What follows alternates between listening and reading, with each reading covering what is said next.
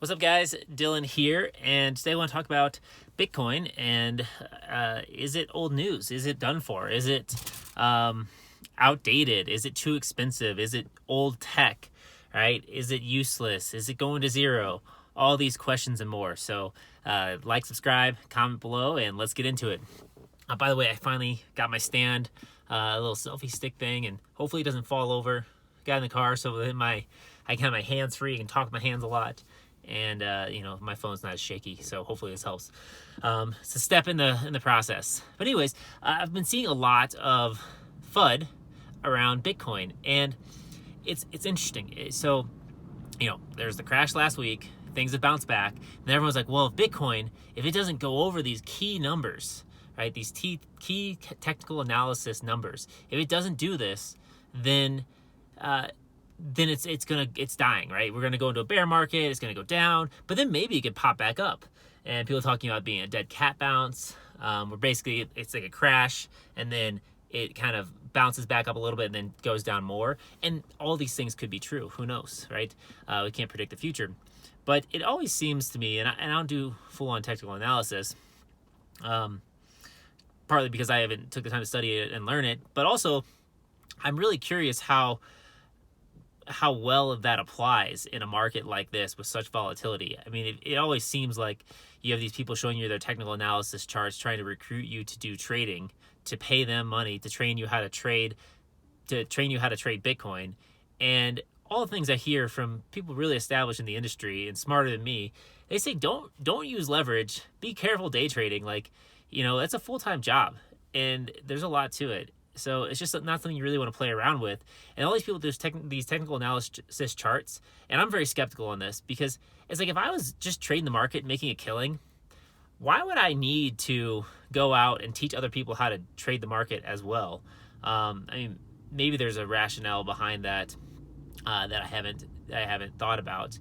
Probably is, but I just feel like, if I'm trading, like, why am I making YouTube videos? Why am I wasting my time doing that? I could just trade Bitcoin, trade cryptos, and have a great time and be making my money there, versus why am I trying to make money on YouTube, right? On selling a course or something like that. And so it just makes it seem like these people, they trade and they might make some money, but they really want to make more money by getting an audience on YouTube and doing all that.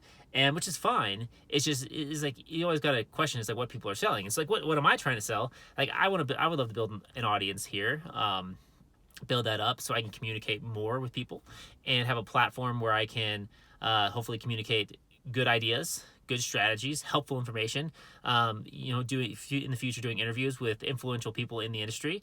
And then also just, I want to build an audience as well, because my thing is like, building businesses and helping people build their businesses. Like, I love working with entrepreneurs. I love helping people create their marketing strategies and their offers and getting their product or service out there more.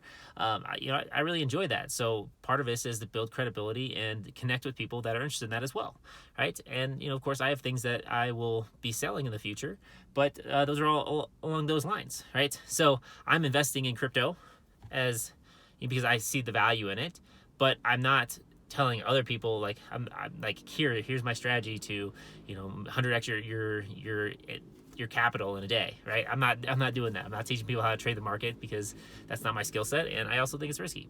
So with all that said, right, with all that out there, it seems to me like the people that are most successful, and I'll bring this back to, is Bitcoin dead, and is it outdated, and is it useless, and all this kind of stuff. But this is important. It seems to me that the people that make money and have been making money, like, people have made money because it's been a bull market, and the most money has been made when someone bought into a coin that they weren't really certain about. They put some money in, they heard something, and they heard about it before everyone else, and then everyone else heard about it, and the price goes up, right? That seems to me to be the thing that's been going on, and that's been most apparent in all the altcoins. And again, I think that's great, and I think finding diamonds in the rough, like, that's a great strategy. I think that's better than trading. It's like trying to find coins that could have the potential to take off, that aren't those meme coins, like actual legit projects. The meme coins are kind of a parody on that, and they might still be around, but I think they will lose favor, right? It's basically like a get rich quick scheme, like a lottery, right? You're basically buying into a lottery almost with those, and Um, I wouldn't. I don't. I don't know if I can say that I wouldn't ever buy into one, but kind of on principle, I don't want to ever waste my money on that. I'd rather just give that money to my friend or someone starting a business or invest it in myself or my business versus just some like joke coin.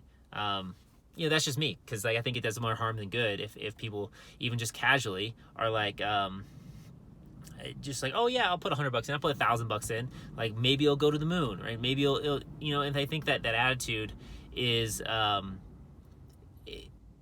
understand it, and it's play money, it's whatnot, but like it can create problems when that attitude is replicated at scale. And I think we've seen that kind of happen with some of these coins, these other coins. And the reason why I keep bringing these other coins in this context, I've kind of sidetracked a little bit, but I'll tie it back, is that we have a bad case of shiny object syndrome. We have a bad case of like very, very, low attention spans. And Bitcoin's been around. Everyone knows Bitcoin. All these other coins are promising something new, something exciting, right? Something fancy. They're promising this.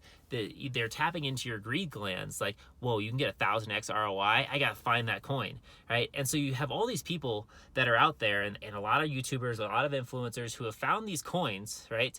These altcoins that do things.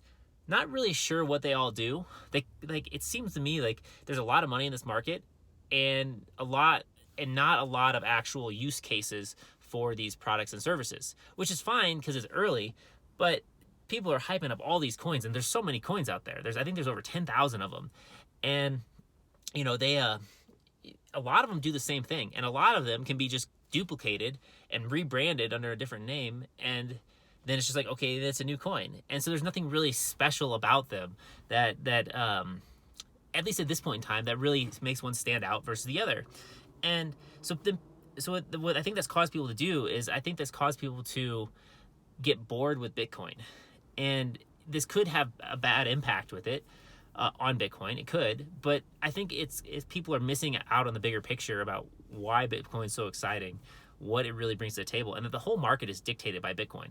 It's like if Bitcoin goes down, everything else goes down, right? If Bitcoin fails, what's going to take its place, right? What coin out there is going to act and do what Bitcoin does, to represent what Bitcoin does? You have something like Ethereum, and Ethereum is like has competitors. It has some serious competitors coming up, and Ethereum isn't even like a finalized product. We don't even know what Ethereum is, right? It has potential to to really go into the smart contract crypto blockchain application space. And it's the leading thing there. And so it is your best bet in that industry. But what is the upside of that industry? Where does it go? Like, what is the potential for that market? And I think there's a lot. I think there's a lot there. But why is it going to be Ethereum? How is Ethereum going to win out? Will it win out? And those are the questions that you get as soon as you start going into the altcoins. And with Bitcoin, people try to say like, well, this coin is better, right? It's faster transactions, or, it uses less energy. But that doesn't necessarily take away from what Bitcoin does and Bitcoin's purpose and Bitcoin's role in the market, right? And I think people are underestimating Bitcoin, and they think because it's been around that it's expensive, it doesn't do anything. And I think people just don't quite get it yet, and they are giving into their greed glands, their not their greed glands. Well, I guess it could be greed glands, but their greed, and trying to get gains in the present, right? They have a high time preference. I think that's the right one, where they have a high time preference, where they want things now versus wanting things later in the future, a future investment. So they want these like huge, moonshots with coins to get rich and all this kind of stuff, and they don't see that in Bitcoin. They see it in this other one. They see it as easy money. And I think that's a dangerous path to go down, and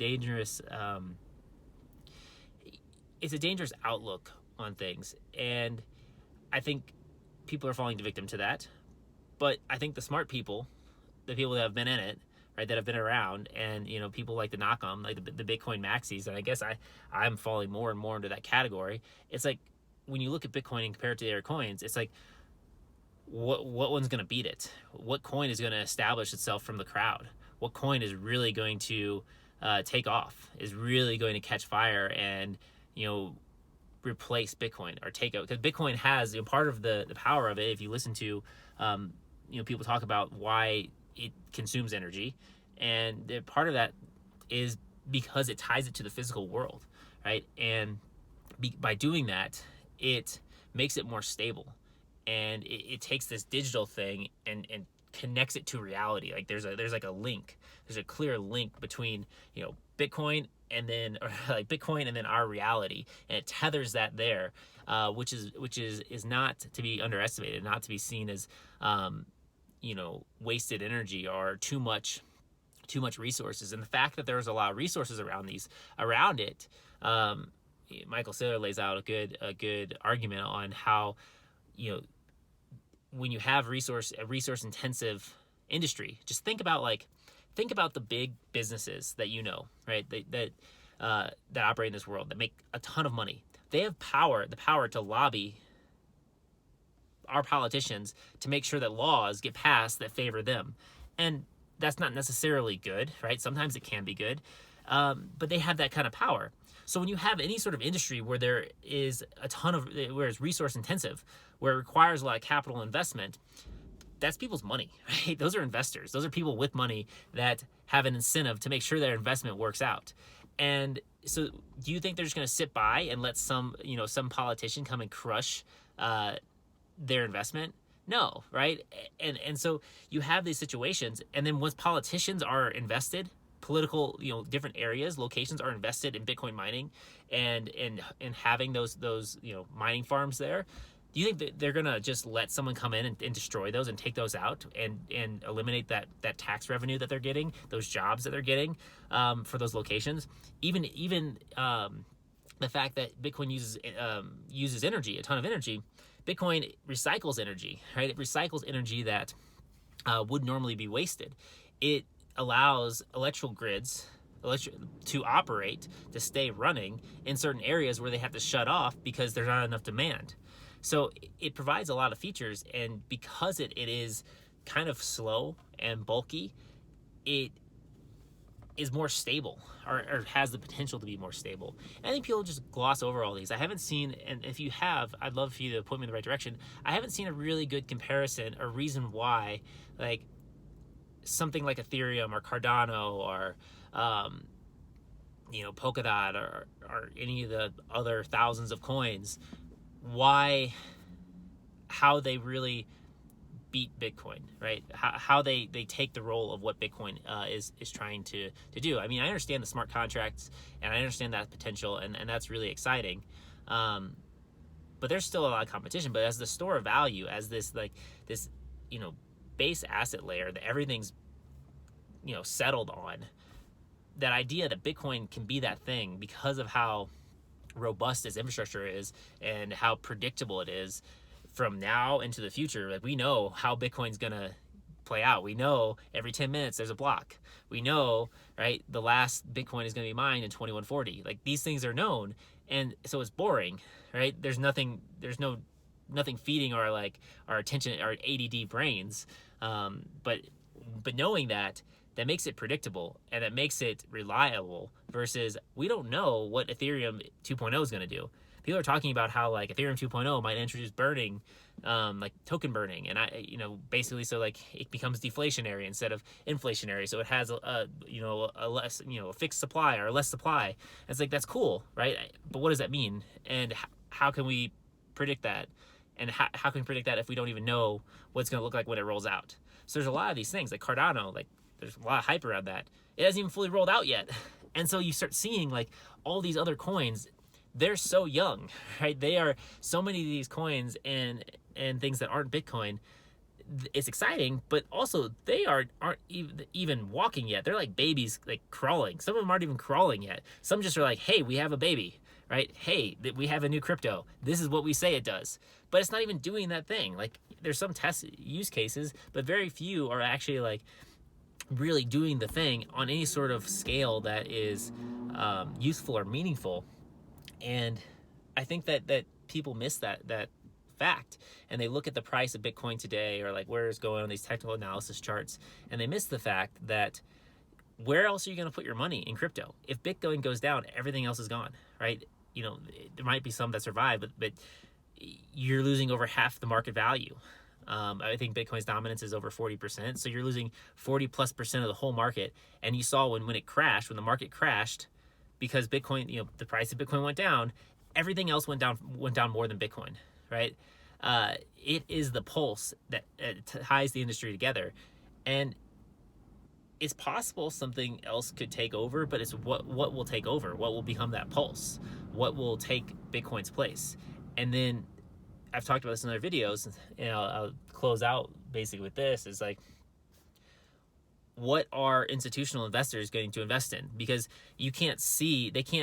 why would they use Ethereum as a store of value when they don't even know what Ethereum is, right? When it's very uncertain, because what Ethereum is constantly changing. What it does, how it operates, how it functions, the applications, the use cases for Ethereum is constantly changing. And so that's cool, it's innovation. But how are you going to invest in something where you aren't sure what it's going to do in 5 years or where it's going to be? You can guess, you can take predictions, but that means more risk. So that's just going to inherently, it's going to make a lot of companies and a lot of money not be able to go into Ethereum, not because it's not useful or it doesn't have potential, but because it's more uncertain. There's more risk to it, and that money's wants to go into crypto. So where is it going to go? Well, it's going to go in Bitcoin, right? And that path is just like, there's all these little paths that are just being it's almost like little streams being created from this big dam of money. You have all these big dams of money, and if you think about it like that, so you have lakes on the other side of the dam, right, holding up this money. So this money's in these locations, and the money wants to move to a better location, right? And every time a company says, we're going to put 1% of our portfolio in crypto, right? Well, what's it going to be? It's going to be Bitcoin. They're going to put primarily in Bitcoin. Even from all the influencers, even all the people, they're like, yeah, if you're going to do a portfolio, a good metric is, if you want more risk, is like 50% Bitcoin, 25% Ethereum, 25% alts. Or if you, or even 75% Bitcoin and then 25% Ethereum and alts. Some people, if they're really bullish on Ethereum, they'll flip it, right? They'll do 50% Ethereum, 25% Bitcoin, 25% alts. But it's almost always Bitcoin first, Bitcoin first, Bitcoin first. And that's going to be how the institutional money moves.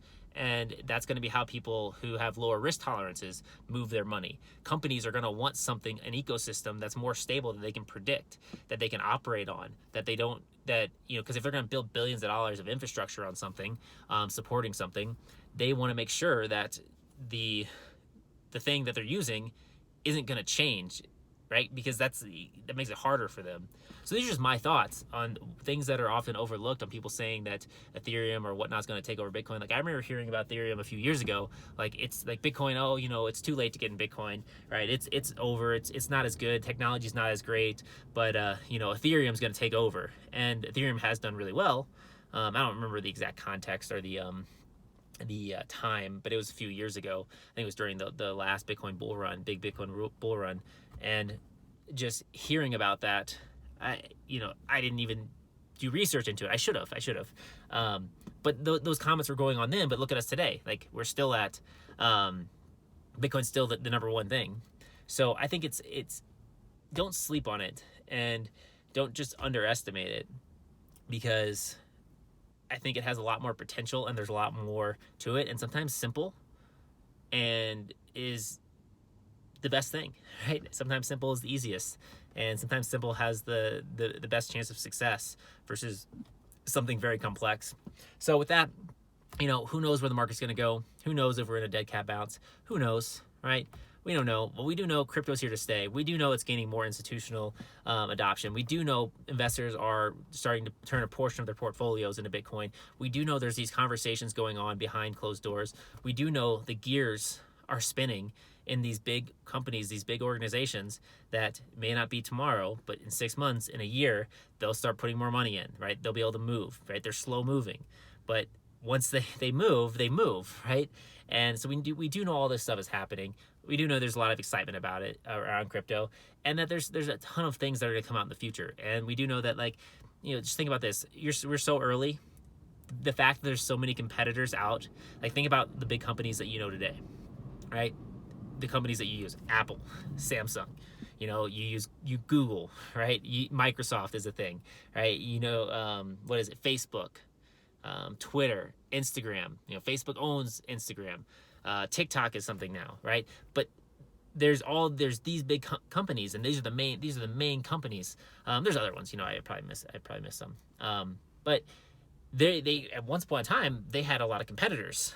Now those competitors don't exist anymore, right? And it's these big companies control most of the market for their respective industries.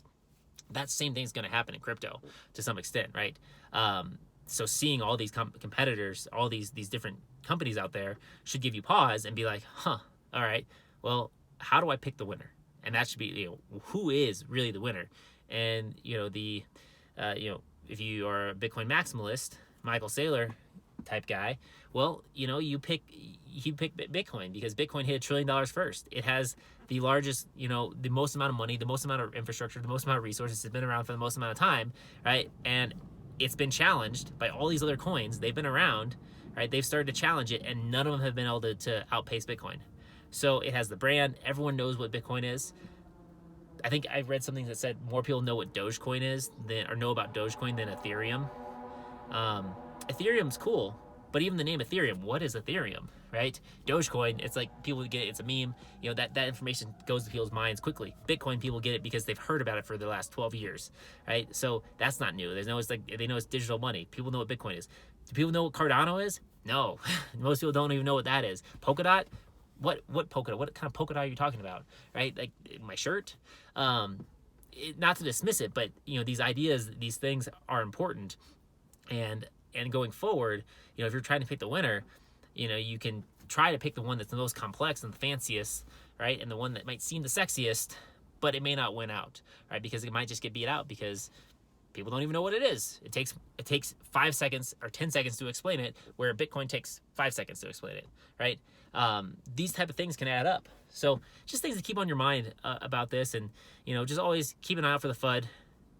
If you ever get too FUDed out, right?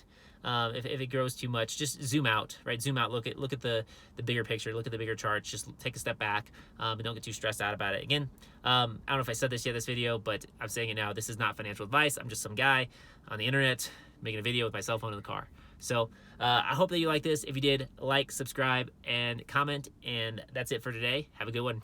Peace.